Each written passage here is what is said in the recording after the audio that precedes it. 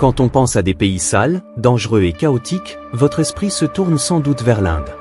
Mais si je vous disais qu'il existe d'autres endroits où la vie quotidienne est encore plus extrême?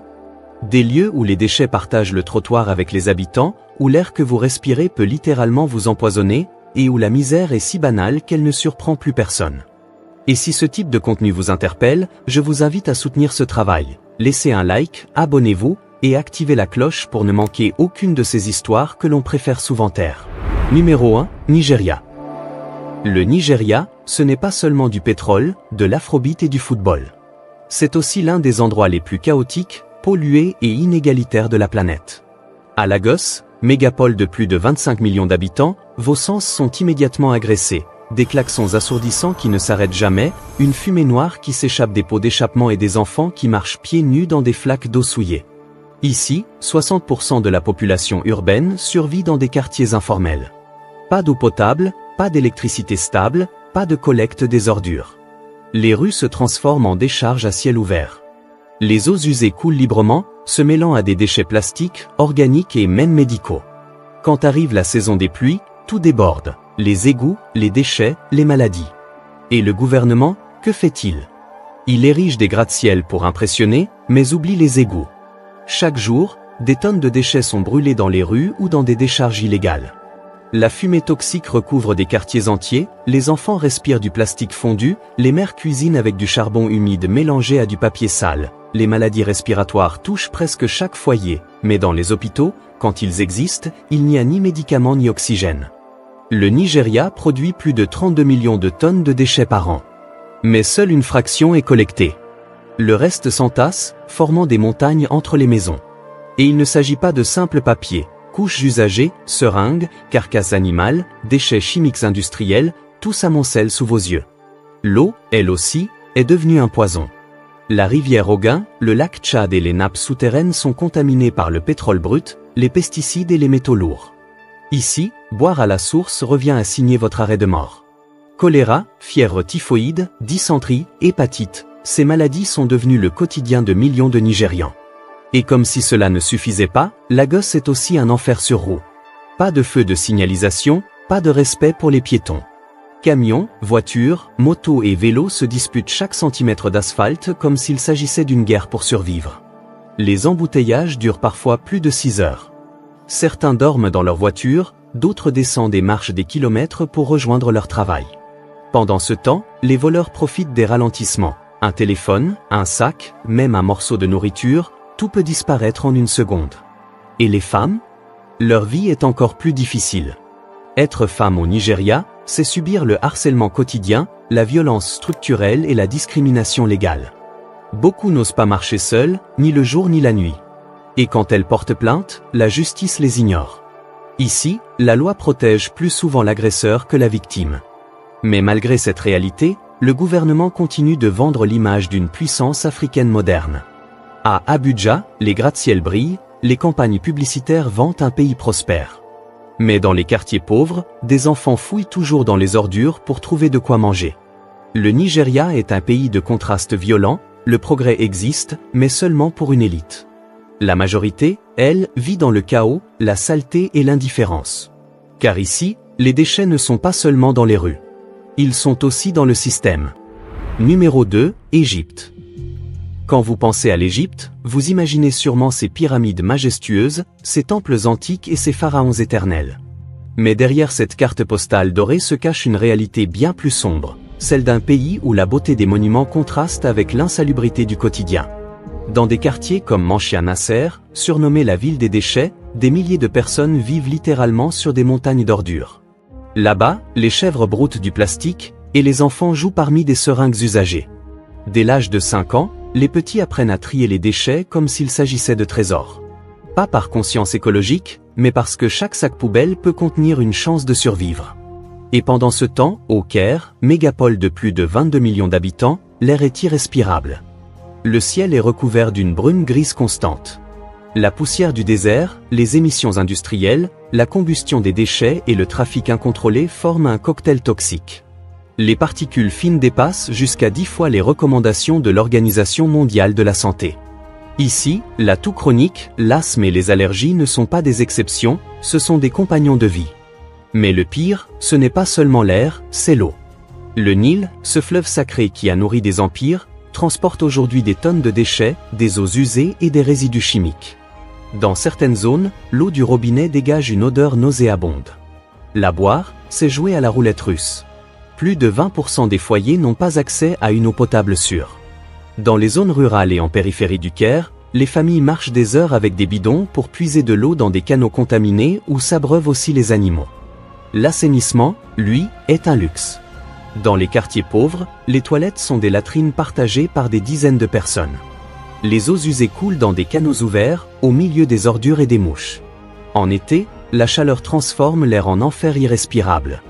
En hiver, l'eau sale se mélange à la boue et les maladies se multiplient. Choléra, hépatite A, parasitose, surtout chez les enfants. Et si vous osez protester, le prix peut être terrible. En 2019, des milliers d'Égyptiens sont descendus dans les rues pour dénoncer la corruption et la vie chère. Résultat, plus de 4000 arrestations. La répression est brutale, les médias contrôlés par l'État. Ici, la peur se respire autant que la poussière du désert. Mais aux yeux des touristes, tout semble parfait. Les pyramides sont propres, éclairées et entourées de gardes. Les hôtels brillent, les circuits sont impeccables. Pourtant, à quelques kilomètres à peine, des enfants boivent une eau brune et fouillent les poubelles pour ramasser quelques morceaux de métal. L'Égypte est un pays de contrastes extrêmes, des monuments millénaires admirés par le monde entier, et des hôpitaux où il manque les médicaments les plus basiques. Des temples sacrés pour les visiteurs, et des quartiers sans pain pour les habitants. Ici, la saleté ne se limite pas aux rues, elle s'est incrustée dans le système lui-même. Et c'est peut-être la partie la plus difficile à nettoyer. Numéro 3, Pakistan. Quand vous pensez au Pakistan, peut-être imaginez-vous ces montagnes majestueuses, ces bazars colorés et ces mosquées imposantes. Mais derrière cette image de carte postale se cache une réalité bien plus dure, celle d'un pays plongé dans une crise d'hygiène, de pollution et d'abandon social. À Karachi, mégapole de plus de 20 millions d'habitants, le chaos est une toile de fond permanente. Les rues sont envahies de voitures rouillées, de marchés bondés, et de montagnes d'ordures qui s'accumulent pendant des jours, parfois même des semaines. L'odeur y est suffocante, un mélange d'eaux usées, de nourriture pourrie, de plastique brûlé et de carcasses animales. Respirer devient un risque pour la santé. Dans de nombreux quartiers, les systèmes d'égouts n'existent tout simplement pas. Les eaux usées coulent à ciel ouvert, devant les maisons, sous les pieds des enfants qui jouent pieds nus, sous le regard résigné des anciens assis devant leurs portes. Et l'eau potable ? Seuls 36% des Pakistanais y ont accès. Dans les campagnes, des familles entières marchent des heures pour remplir des seaux dans des puits contaminés, souvent partagés avec des vaches, des ânes et des chiens. Les conséquences sont terribles, diarrhée chronique, choléra, hépatite A, fièvre typhoïde. Ces maladies sont devenues le quotidien de millions de personnes. Les déchets, eux, ne disparaissent jamais. À Islamabad ou à Faisalabad, les bennes débordent. Les habitants jettent leurs ordures dans la rue, puis les brûlent. Le résultat ? Une fumée noire qui enveloppe des quartiers entiers, étouffant des milliers de familles. Le plus tragique, c'est que des enfants travaillent dans ces décharges, fouillant à main nue dans des couches souillées, des seringues usagées et du verre brisé, à la recherche de quelque chose à revendre. Pas de gants, pas de masque, rien. Seulement la faim. Et si la terre est sale, l'air ne vaut pas mieux. Depuis plusieurs années, le Pakistan figure parmi les 5 pays les plus pollués du monde. À Lahore, le smog recouvre parfois le ciel pendant des semaines entières. Les particules fines PM2.5 dépassent jusqu'à 12 fois les seuils recommandés par l'OMS.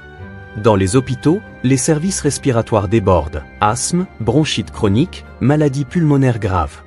Et les transports ? Un cauchemar. Les bus sont si pleins que des passagers s'accrochent à l'extérieur, simplement pour arriver à l'heure. Les trains vétustes roulent à peine. Et dans les rues, motos, tuk-tuk, voitures et charrettes se disputent un espace sans règles. Chaque trajet devient une roulette russe. Les accidents sont si fréquents que plus personne ne s'arrête pour regarder. Mais le problème le plus profond reste l'inégalité. Tandis qu'une minorité vit dans des villas climatisées, buvant de l'eau en bouteille, des millions d'autres survivent dans des quartiers sans électricité, sans soins et sans avenir. L'éducation est un privilège, l'accès à un hôpital une loterie. Et si vous osez vous plaindre, la prison vous attend. Ici, comme en Égypte, la répression est partout. Numéro 4 Bangladesh. Le Bangladesh est un petit pays par sa taille, mais gigantesque par ses défis. Avec plus de 160 millions d'habitants sur seulement 148 000 km², c'est l'un des pays les plus densément peuplés de la planète. Ici, chaque centimètre carré de terre est disputé par des millions de personnes qui luttent chaque jour pour survivre. À Dhaka, la capitale, le chaos est partout. Les rues sont bondées de monde, saturées de véhicules, inondées de déchets et d'eaux usées à ciel ouvert. À peine 40% de la population a accès à un système d'assainissement adéquat. Cela signifie que des maladies comme le choléra, la fièvre typhoïde et la dysenterie tuent chaque année des milliers de personnes. La pollution de l'air, elle, est étouffante. Pendant des mois, un brouillard gris recouvre la ville. Il est composé de particules fines, de fumées issues de la combustion des déchets, d'émissions industrielles et de gaz provenant de véhicules anciens et mal entretenus.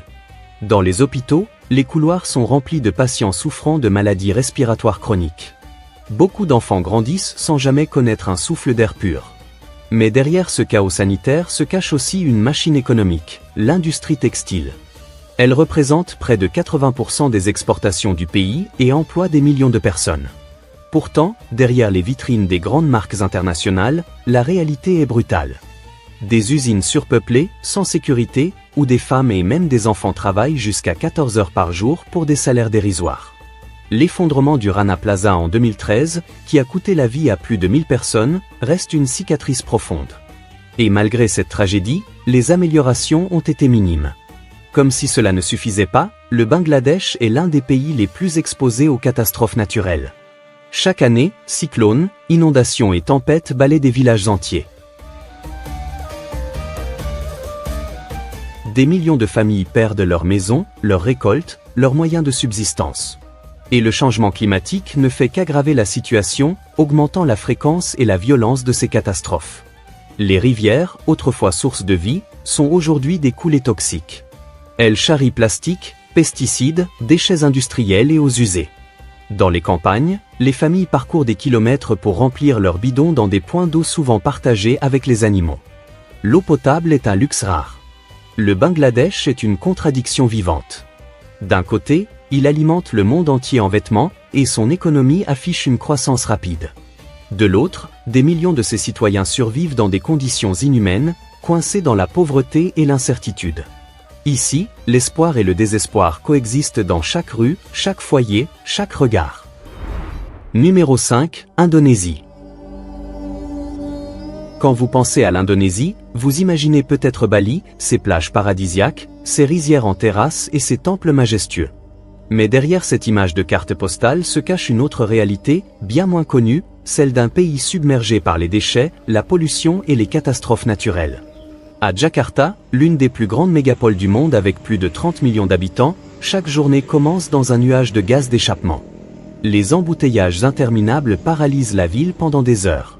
Des milliers de voitures, de motos et de bus vétustes crachent en permanence une fumée noire qui enveloppe les habitants. Respirer devient un danger quotidien. Mais le fléau le plus visible, c'est le plastique. L'Indonésie est aujourd'hui le deuxième plus grand pollueur plastique des océans, juste derrière la Chine. Chaque année, plus d'1 million de tonnes de déchets finissent dans les mers. Le fleuve Citarum, qui traverse l'île de Java, est considéré comme l'un des cours d'eau les plus pollués au monde. Sa surface est recouverte de sacs plastiques, de bouteilles et de détritus divers. Et pourtant, des milliers de personnes y pêchent, s'y lavent et parfois même y puisent de l'eau. Dans les bidonvilles de Jakarta et de Surabaya, les familles vivent littéralement au-dessus des ordures. Les enfants jouent dans des ruelles saturées de déchets et d'eaux usées. Quand la saison des pluies arrive, la ville se transforme en marécage pestilentiel. Les torrents de pluie charrient les immondices, les rats nagent aux côtés des habitants et les maladies explosent. Comme si cela ne suffisait pas, l'Indonésie est l'un des pays les plus exposés aux catastrophes naturelles. Séismes, tsunamis, éruptions volcaniques. Chaque année, des milliers de familles perdent leurs maisons et doivent tout reconstruire. Les habitants n'ont d'autre choix que de recommencer, encore et encore, dans des conditions de plus en plus précaires.